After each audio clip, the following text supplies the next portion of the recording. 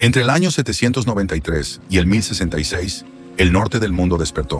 Desde las frías costas de Escandinavia, hombres y mujeres forjados en hielo, hierro y sangre se preparaban para cambiar la historia para siempre. Espadas, barcos, fuego. Monjes gritando, una abadía ardiendo en el horizonte. Aquel día, el mundo conoció un nuevo nombre. Un nombre que haría temblar a Europa durante más de 2 siglos. Vikingo. Pero ¿quiénes eran realmente? ¿Asesinos sin alma? ¿Saqueadores sedientos de oro? ¿O los fundadores de una nueva era? El primer golpe cayó en el monasterio de Lindisfarne, en el año 793. Los monjes apenas tuvieron tiempo de reaccionar. Los invasores llegaron con el amanecer, arrasaron el templo y desaparecieron con todo lo que brillaba. La noticia se extendió por Europa como un rayo. Los llamaron bárbaros del norte, bestias del hielo, enemigos de Dios, y no estaban del todo equivocados, porque aquello no fue un ataque aislado. Fue una declaración de guerra. Durante las décadas siguientes, las costas de Inglaterra, Escocia e Irlanda fueron escenario de terror y fuego. Los vikingos no solo llegaban a robar, llegaban a quedarse. Mientras los reinos anglosajones temblaban, Dinamarca emergía como el corazón del poder nórdico. Su rey Harald Klak fue uno de los primeros en recibir a un misionero cristiano llamado Ansgar, que intentó hablarles de Jesús. Los daneses lo escucharon, pero respondieron con una sonrisa fría. Aquí no rezamos a tus dioses, extranjero.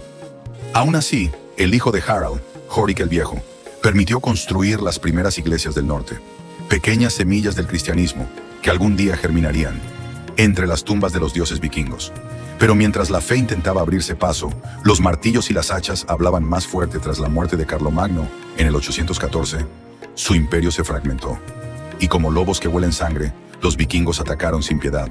París, 845. Una flota nórdica remonta el Sena a la cabeza. Ragnar Lodbrok, el mito, el guerrero, el azote del oeste, el rey Carlos el Calvo, incapaz de resistir, compra su vida con oro. Así nació el famoso Danegeld, el tributo a los daneses, o como decían los propios vikingos, si no puedes vencernos, págales. Los ataques se multiplicaron. Hamburgo cayó, Nantes ardió, y hasta París fue saqueada más de una vez. Europa no sabía de dónde saldrían los siguientes barcos, pero entre tanto caos surgió algo nuevo. Los vikingos comenzaron a explorar, comerciar y colonizar. En Irlanda fundaron Dublín, la actual Dublín, y en el este, los vikingos suecos abrieron una ruta comercial que cambiaría el mundo. La ruta del este, desde el Báltico hasta Constantinopla, la gran Miklagard. Allí nacieron los varegos, los vikingos mercaderes y guerreros del este, quienes fundaron ciudades como Novgorod y Kiev, dando origen a la Rus de Kiev. El embrión de la actual Rusia, su líder, Rurik, y su sucesor, Oleg, extendieron la influencia escandinava hasta los confines del Imperio Bizantino. Y mientras tanto, en el Mediterráneo, los legendarios Bjorn Costado de Hierro y Astein, hijos de Ragnar, llevaban el terror al sur, atacaron Asturias, Lisboa, Sevilla, y cruzaron las columnas de Hércules hacia el mar Mediterráneo. Saqueaban, comerciaban y aprendían, porque cada incursión los hacía más ricos, más sabios, más organizados. Los bárbaros del norte estaban convirtiéndose en señores del mar. Mientras unos vikingos se adentraban en el Mediterráneo, otros se dirigían hacia el este. Los suecos abrieron la larga ruta comercial del este, que conectaba los fiordos con Constantinopla, la legendaria Miklagard. Allí se mezclaban mercaderes y guerreros, y surgieron los varegos, hombres leales, hábiles en el comercio y letales en la guerra. Uno de sus líderes, Rurik, fundó Novgorod en 862, y poco después se hicieron con Kiev, creando la Rus de Kiev en 882. Era un territorio vibrante, una mezcla de tribus eslavas y vikingos que transformaba la geografía del poder en Europa del Este. Mientras tanto, los hijos de Ragnar Lodbrok, Bjorn Costado de Hierro y Hastein continuaban sembrando el caos en Hispania. Desde Asturias hasta Sevilla, incendiaron ciudades, destruyeron muros y capturaron reyes. Incluso cruzaron las columnas de Hércules y contemplaron por primera vez el mar Mediterráneo, dejando tras de sí un rastro de fuego y gloria. Pero los vikingos no solo saqueaban, también aprendían, comerciaban y exploraban. Su mundo se expandía cada día, y con cada incursión, Europa comenzaba a cambiar. En Inglaterra los vikingos encontraron un terreno fértil para algo más grande que el saqueo. En 865, Ivar el Deshuesado y Halfdan Camisa Blanca, supuestos hijos de Ragnar, desembarcaron en Northumbria. Su objetivo, conquistar y colonizar. La ciudad de York, renombrada Jorvik, cayó bajo su control. Los reyes anglosajones Aelle y Osberto intentaron detenerlos, pero fueron capturados y castigados. Algunos relatos cuentan que Aelle fue ejecutado de manera brutal, dejando claro que el poder de los vikingos no admitía oposición. Durante la siguiente década, se organizó el gran ejército pagano. Conquistaron Northumbria, Mercia y Anglia Oriental, estableciendo el reino de Danelaw, gobernado por Guthrum el Viejo, quien luego se bautizó como Aethelstan. Los vikingos ya no eran simples saqueadores, eran reyes y legisladores, y su influencia se extendía cada vez más. Pero en 878, Alfredo el Grande, rey de Wessex, contraatacó en la batalla de Edington y obligó a los invasores a retirarse. Inglaterra comenzaba a unificarse, aunque los vikingos todavía resistirían en el norte por años.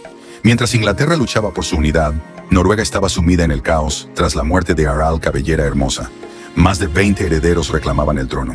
Entre ellos, Eric Hacha Sangrienta, un guerrero despiadado que mató a varios de sus hermanos para gobernar su hermano, Haakon el Bueno, cristiano y educado en Inglaterra, trató de imponer la fe cristiana en los valles y fiordos.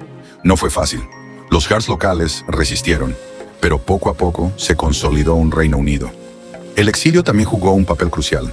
Muchos noruegos huyeron a las Shetlands, Feroe, Orcadas e incluso a la isla recién descubierta de Islandia, donde el clima era extremo, pero la libertad estaba garantizada. El primer asentamiento permanente en Islandia fue fundado por Ingolfur Arnarson, en lo que hoy conocemos como Reykjavik, la Bahía del Humo. Por las fuentes termales del lugar, los colonos, lejos de la autoridad de un rey, tuvieron que organizarse por sí mismos. Crearon la Althing, una asamblea que resolvía conflictos, aprobaba leyes y mantenía la paz. Era una democracia primitiva, en medio de un territorio salvaje. En el año 1000, la Althing adoptó oficialmente el cristianismo, marcando el inicio de una transformación cultural. Y hacia 1200, Snorri Sturluson recopiló en la Edda prosaica historias y mitos nórdicos que hoy conocemos. En Francia, el rey Carlos III, el símbolo, decidió regalar Neustria al vikingo Hrolfr el Caminante, conocido luego como Rollo, para convertirlo en vasallo. Rollo se casó con la hija del rey y gobernó el territorio que se conocería como Normandía. Los vikingos que se asentaron allí se convirtieron en los normandos, hombres del norte que mezclaban sangre escandinava y cultura franca.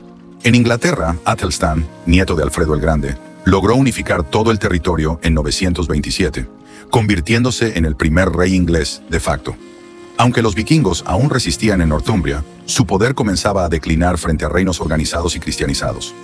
Mientras el norte se consolidaba, los vikingos seguían explorando el horizonte occidental. Eric el Rojo, exiliado de Islandia por crímenes, decidió aventurarse hacia el oeste y descubrió Greenland, la Tierra Verde, engañando a quienes le siguieron sobre la fertilidad del lugar. Su hijo, Leif Erikson, continuó la exploración y hacia el año 1000 llegó a una tierra más al oeste, Vinland, la actual costa de Terranova, en Canadá. Aunque los asentamientos fueron efímeros y los encuentros con nativos, a veces conflictivos, quedó registrado como el primer contacto europeo con América, siglos antes de Colón. En el siglo XI, los vikingos alcanzaron su apogeo y comenzaron su ocaso. Canuto el Grande gobernaba Dinamarca e Inglaterra.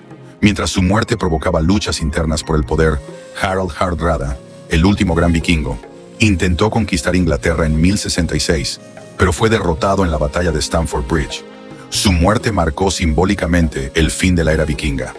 Pocos días después, Guillermo el Conquistador, descendiente de Rollo, invadió Inglaterra y venció en la batalla de Hastings, consolidando el dominio normando. Así terminó una era de saqueo, exploración y transformación cultural, dejando un legado que aún vive en la historia, la política y los mitos de Europa. Los vikingos no desaparecieron, cambiaron, se adaptaron, y el rugido del norte aún resuena, siglos después, en cada historia que cuenta su gloria. Si esta historia te hizo viajar en el tiempo y descubrir el poder, la ambición y el legado de los vikingos, entonces suscríbete al canal, porque aquí seguimos explorando las civilizaciones que forjaron el mundo. Déjame un comentario contándome qué parte te impactó más. ¿Fue la conquista, los viajes o el fin de la era vikinga? Y recuerda, la historia no pertenece al pasado. Vive en nosotros, en cada batalla, en cada descubrimiento, en cada sueño de conquistar lo imposible. Nos vemos en el próximo capítulo, donde el tiempo, la gloria y la historia vuelven a encontrarse.